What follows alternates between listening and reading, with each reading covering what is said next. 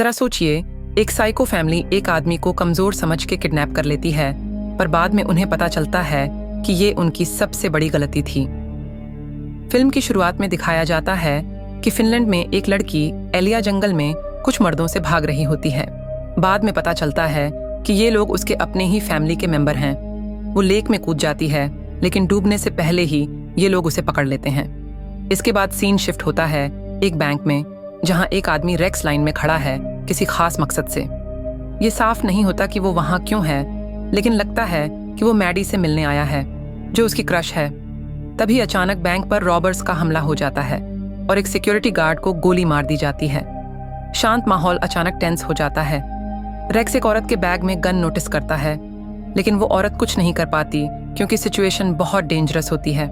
तभी अचानक वो बैग जिसमें गन थी उड़कर रेक्स की गोद में गिर जाता है। फिर सीन शिफ्ट होता है कोर्ट रूम में, जहां पता चलता है कि रेक्स को उन रॉबर्स को मारने के लिए कोर्ट में घसीटा गया है। भले ही उसने कई लोगों की जान बचाई हो, फिर भी उसे 8 साल की सजा मिलती है।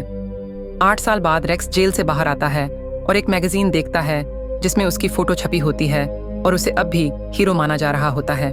लेकिन अब उसकी लाइफ नॉर्मल नहीं है, क्योंकि हर कोई उसे नोटिस करता है। रिपोर्टर्स पीछा करते हैं, जिससे वो परेशान हो जाता है। इसी दौरान उसकी इनर कॉन्शियंस, या कहें उसका दूसरा रूप, असली दुनिया में नजर आने लगता है। उसका ऑल्टर ईगो उससे ज्यादा इमोशनल और अग्रेसिव होता है। एक बार जब सब उससे सवाल कर रहे होते हैं, वो अपनी डेस्क उठाकर सब पर फेंक देता है। लेकिन ये सब उसकी इमेजिनेशन होती है, उसकी स्ट्रेस की वजह से। लोग भले ही उसे हीरो माने, लेकिन कुछ लोग उसे साइको कहकर उसकी बेइज्जती भी करते हैं। रेक्स अपने दोस्त से मिलता है और कहता है कि अब उसकी लाइफ में पीस नहीं है, इसलिए वो शहर छोड़कर फिनलैंड जाने का डिसीजन लेता है, क्योंकि जेल में उसने मजाक में एक स्पिटबॉल फेंका था जो सीधे फिनलैंड के मैप पर गिरा था। फिर सीन में एक आदमी को दिखाया जाता है जो जंगल में किसी से भाग रहा है, जो साफ करता है कि ये सब इंसिडेंट फिनलैंड में हो रहा है, वही जगह जहां रेक्स अब जाने वाला है।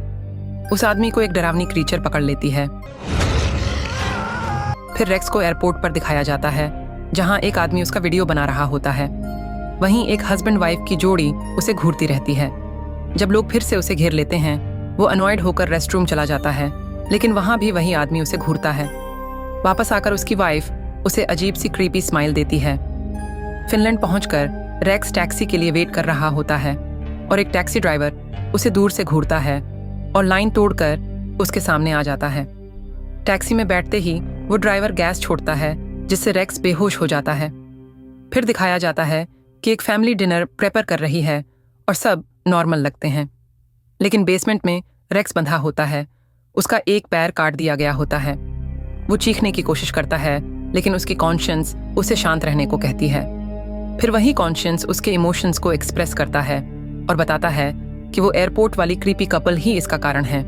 उसका ऑल्टर ईगो ये ऑब्जर्व करके ये भी अंदाजा लगाता है कि ये लोग फैमिली हैं, क्योंकि वहाँ काफी बाइसिकल्स हैं। ऊपर सारे मेंबर सो चुके हैं, लेकिन सबसे छोटा बच्चा ओलावी अब तक जागा होता है और क्यूरियोसिटी में बेसमेंट आता है। रेक्स, जो अब तक रस्सी नहीं खोल पाया होता, अपने दांतों से कोशिश करता है। ओलावी नीचे आता है तो रेक्स प्रिटेंड करता है कि वो बेहोश है। फिर उसे आइडिया आता है कि वो इस बच्चे को होस्टेज बनाकर बाहर निकल सकता है। वो ओलावी को पट्टैन की कोशिश करता है, फिर एम्प्यूटेटेड लेग से उसे फेस पर मारता है और थाइस से पकड़ लेता है। तभी उसकी सिस्टर नीचे आती है, जो आलिया होती है, वही लड़की जो शुरू में भाग रही थी। इससे कंफर्म होता है कि यही फैमिली अब रेक्स को किडनैप किए हुए है। रेक्स आलिया को धमकाता है कि अगर उसने कुछ किया तो वो बच्चे की गर्दन तोड़ देगा, लेकिन डर के मारे वो ओलवी को छोड़ देता है और उसकी गारंटी भी खो देता है। जब ओलवी को बेहोश पाया जाता है तो पूरा परिवार उसे हॉस्पिटल ले जाता है। माँ आलिया को थप्पड़ मारती है ये सोचकर कि उसने ओलवी को हर्ट किया है। इससे साफ होता है कि आलिया अपने परिवार से अलग सोचती है और शायद वही रेक्स की सर्वाइवल की की बन सकती है। जब आलिया अचानक मुस्कुराती है और अपने दिमाग में खुद को रेक्स की पत्नी बनते देखती है, तभी लगता है कि उसे पहली नजर में रेक्स से अट्रैक्शन हो गया है। उसके घर वाले अभी हॉस्पिटल में हैं, तो एलिया तुरंत बेसमेंट में जाती है और रेक्स की टांग की केयर करती है। फिर वह अपने दिल की बात रेक्स से कहती है। अब वह बताती है कि उनके परिवार ने लोगों को किडनैप करना कैसे शुरू किया ताकि उनके बड़े भाई को ह्यूमन फ्लैश खिलाया जा सके। उसका बड़ा भाई बचपन से ही एक ऐसी बीमारी से परेशान है जिससे उसे इंसानों का मांस खाने की क्रेविंग होती है।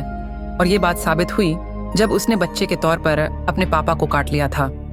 तभी से उनके घर वालों ने लोगों को पकड़कर बड़े भाई के लिए खाना बनाना शुरू कर दिया, भले ही एलिया इसके खिलाफ थी। अगर बड़े भाई को किसी इंसान का मांस पसंद नहीं आता था तो फैमिली नया विक्टिम ढूंढ लाती थी। एलिया की जिंदगी में हर रात मौत सी गुजरती थी और उसने कई बार भागने की कोशिश की, लेकिन उसका परिवार हर बार उसे पकड़ लेता और लकड़ी के पिंजरे में कैद कर देता। अपनी कहानी सुनाने के बाद एलिया को रेक्स पर दया आने लगती है और वह जमीन पर चाकू छोड़ देती है और रेक्स से कहती है कि वो खुद ही उसे उठाकर रस्सी काट ले।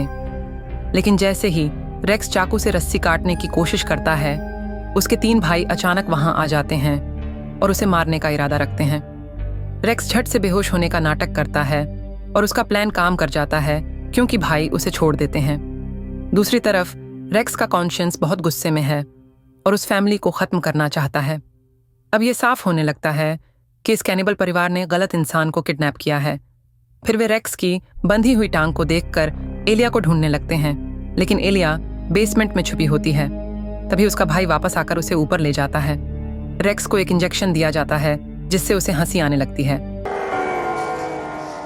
अब हम 8 साल पीछे जाते हैं जब रेक्स ने बैंक में रॉबर्स से फाइट की थी। वहां देखा जाता है कि रेक्स कितना ब्रूटल था और उसका कॉन्शियंस ही उसे कंट्रोल कर रहा था। उसने सभी रॉबर्स को बेरहमी से मार दिया और हीरो बन गया। जब उसने अपनी क्रश मैडी को बचाने की कोशिश की तो एक रॉबर डर गया क्योंकि रेक्स को किसी की जान जाने की परवाह नहीं थी। मैडी को छुड़ाने के बाद रेक्स ने ईगो में आकर रॉबर को गोली मार दी, जिससे एक और गोली गलती से कबर्ड में चली गई जहां एक एम्प्लॉई छिपा था और उसकी मौत हो गई। यही रीजन था कि रेक्स को 8 साल की सजा हुई, क्योंकि उस पर दूसरे लोगों की जान को रिस्क में डालने का आरोप लगा। सजा लंबी होने की वजह से मैडी ने उसे छोड़ दिया क्योंकि वो उसका इंतजार नहीं करना चाहती थी। वापस रेक्स की तरफ आते हैं। वह होश में आता है और देखता है कि साइको उसका पैर काट रहा है। वह उसे लात मारता है जिससे वो भागकर एनेस्थेटिक लाने जाता है। उसी वक्त रेक्स एलिया का दिया चाकू लेकर अपनी रस्सी काटने की कोशिश करता है और जैसे ही वो आदमी लौटता है, रेक्स चाकू को उसके कान में घुसेड़ देता है।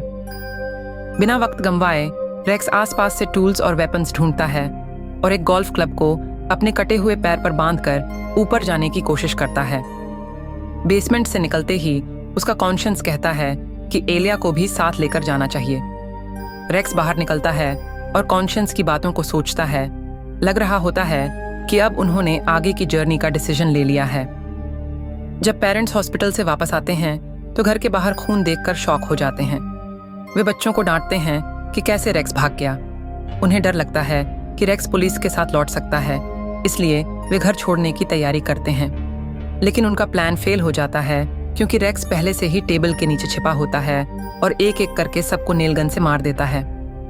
जब वो माँ को मारने की कोशिश करता है तो नेल खत्म हो जाते हैं, तो वो उसे गोल्फ क्लब से सिर पर मारता है। उसका बेटा गुस्से में हमला करता है, लेकिन रेक्स उस पर चाकू फेंकता है जिससे उसकी मौत हो जाती है। एलिया खुद अपनी माँ को मार देती है जो अभी अभी होश में आई थी। लेकिन सब खत्म नहीं हुआ क्योंकि अब उन्हें सामना करना है एलिया के सबसे बड़े कैनिबल भाई से। वह सीढ़ियों से मॉन्स्टर जैसे शरीर के साथ उतरता है। रेक्स और वो एक दूसरे से लड़ते हैं और जब रेक्स रेफ्रिजरेटर डोर को पकड़ता है, उसे अंदर अपना दायां पैर दिखता है, जिसे देखकर वह खुश हो जाता है क्योंकि वो अभी तक खाया नहीं गया था। वह अपना पैर निकालता है और उसे कैनिबल के मुंह में डाल देता है। सब खत्म होने के बाद रेक्स एलिया को अमेरिका वापस ले आता है और दोनों साथ रहने का फैसला करते हैं। एक रात वे अपने दोस्तों के साथ किसी जगह मस्ती कर रहे होते हैं। तभी एलिया को लगता है कि उनकी एक दोस्त रेक्स में इंटरेस्टेड है और उसे जलन होने लगती है। अब ये रिवील होता है कि एलिया का भी रेक्स जैसा ऑल्टर ईगो है और वो उस लड़की को मारने की इमेजिनेशन करती है। इससे साफ होता है कि दोनों एक दूसरे के परफेक्ट मैच हैं क्योंकि दोनों के अंदर एक जैसा ऑल्टर ईगो है। वहीं दूसरी जगह एलिया का छोटा भाई जो इंजरी से रिकवर हो चुका है, अब अपने परिवार की मौत का बदला लेना चाहता है। और यहीं पर फिल्म खत्म हो जाती है। ऐसे ही और वीडियोस देखने के लिए सब्सक्राइब करें, बेल आइकॉन दबाएं और लाइक जरूर करें। देखने के लिए धन्यवाद।